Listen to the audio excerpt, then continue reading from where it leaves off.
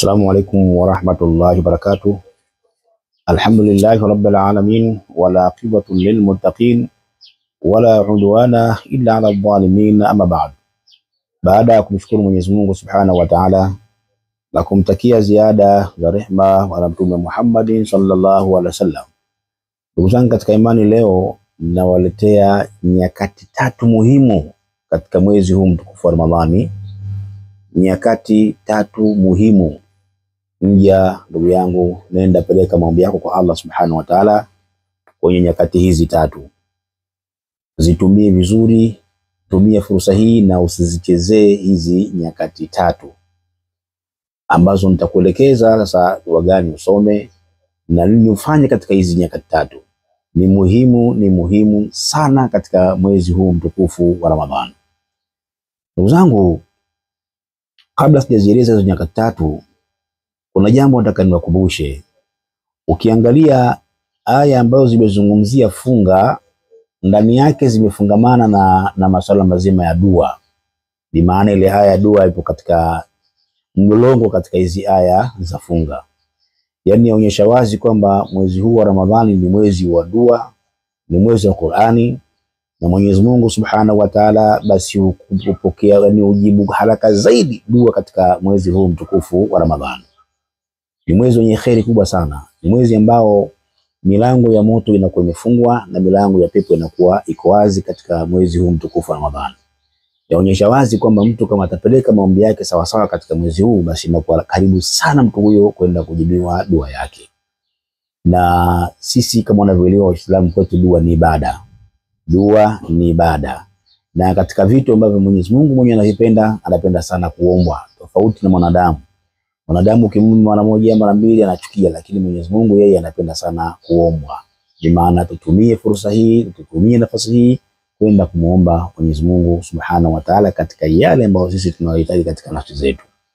Sasa leo sitaki nipoteze muda mrefu, nataka niende moja kwa moja nianze kukupa nyakati hizo tatu ambazo muhimu wewe kwenda kufanya dua au kupeleka maombi yako kwa Allah, na Mwenyezi Mungu Subhanahu wa Ta'ala atajibu dua yako kwa haraka sana katika nyakati hizo tatu. Tuanze na nyakati ya kwanza kabisa, ambayo hii usichezee, na hii tumia fursa hii, muombe Mwenyezi Mungu Subhanahu wa Ta'ala. Tena unaweza ukajibiwa ndani ya saa 24 dua yako kwa Mwenyezi Mungu amekubali. Utakapo swali salati subhi tayari umemaliza, basi sema maneno haya. Sema la ilaha illa Allah wahdahu la sharika la, lahul mulku wa lahul hamdu wa huwa ala kulli shay'in qadir. Ukimaliza kusema neno hili, tena maneno haya unasema kipindi kile umekaa tahiyatu yako, tayari umetoa salamu, pale pale ulipokaa pale ndio utasema neno hili. Sasa baada ya kutoa salamu utasema la ilaha illa Allah wahdahu la sharika la, lahul mulku wa lahul hamdu wa huwa ala kulli shay'in qadir. Baada hapo utasema Allahumma ajirni minan nar, Allahumma ajirni minan nar. Neno hili utasema mara 7. Ukimaliza hapo sasa, nenda katika adhkar ya Nabiullahi Yunus alayhi salam, ambayo hii inakwenda kuondosha kila aina ya gumu na zito ambalo kwamba wewe ulikuwa nalo, unakwenda kuondosha kwa adhkar hii. Utasemaje? Utasema la ilaha illa anta subhanaka inni kuntu minadh dhalimin.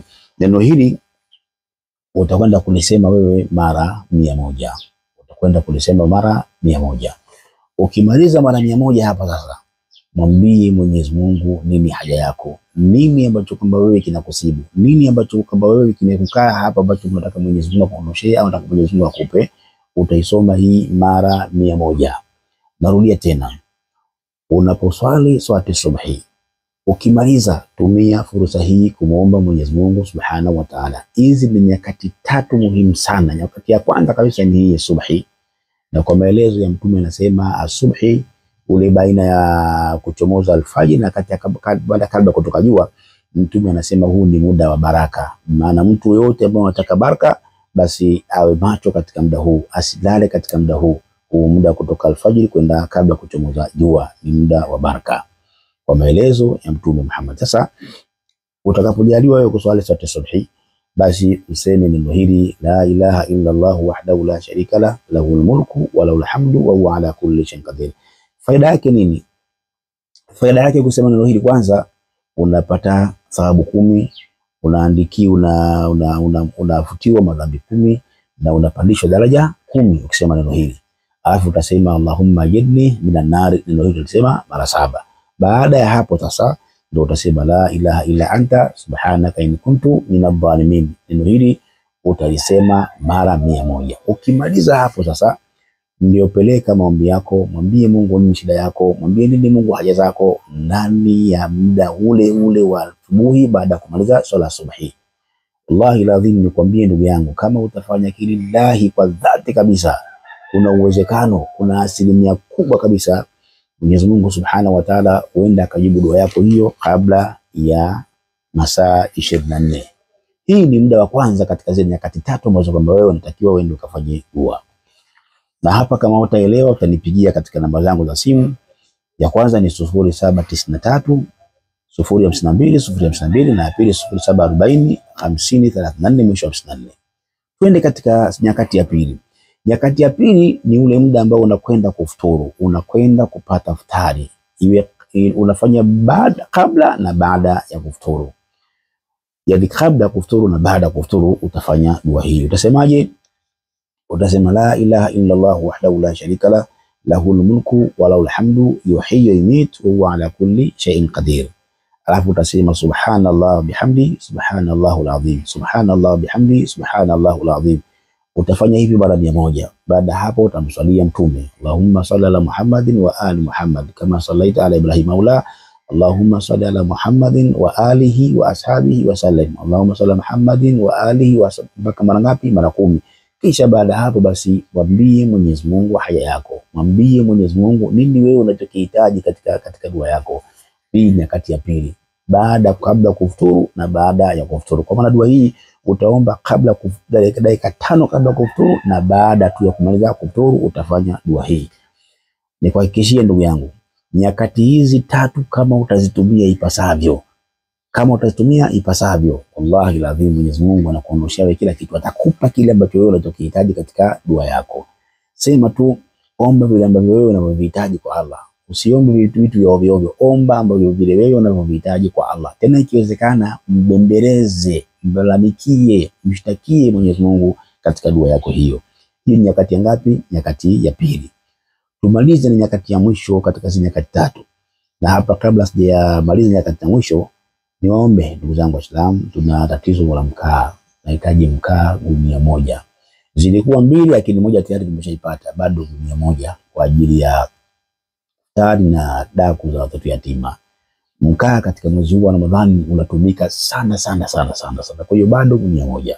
Yeyote mpenda khairi ambaye anaweza kalitoa basi alete pale Masjid Islamia Buguruni Sheri. Akifika pale basi akabidhi pale kwa imamu mzigo huo. Ama yule ambaye yuko mkoani, yuko nje ya nchi lakini naye anaipenda khairi hii, basi anaweza kutumia kwa nambari ya simu, mzigo wake huo utakuwa umefika. Na kadhalika vile vile watu hawa tumeahidi kuna dua yao kubwa kabisa tutakwenda kuwafanyia biidhnillahi taala. Mkaa.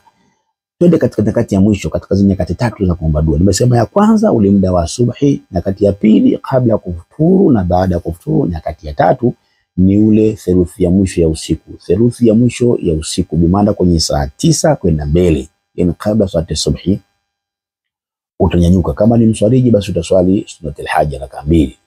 Kama ni mswariji, kama si mswariji basi nyanyuka muda ule, soma suratul Fatiha mara 40. Soma suratul Fatiha mara 40.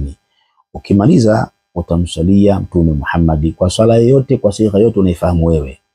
Yote ile unaifahamu wewe. Ikiwa Allahumma salli ala Muhammadin wa ali Muhammad kama sallaita ala Ibrahim sawa. Ikiwa Allahumma salli ala Muhammadin wa alihi wa sahbihi sawa.